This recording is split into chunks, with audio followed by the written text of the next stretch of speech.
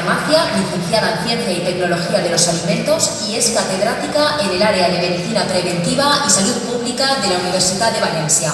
Estamos haciendo muchas investigaciones. Ahora lo que estamos incorporando en nuestras líneas son todas las ómicas para conocer mejor la influencia de la alimentación en la salud. Sus investigaciones sobre epidemiología de enfermedades cardiovasculares y otros estudios le ha llevado a ganar reconocimientos tan importantes como el Premio Jaime I de Investigación o el Memorial Gregorio Marañón al Mejor Científico en Alimentación. Sabemos que la misma dieta no funciona para dos personas diferentes, entonces es saber qué dieta más específica podemos dar a cada persona. Y en esto estamos centrando las investigaciones. Todavía tenemos que aprender mucho, pero será una realidad en corto plazo.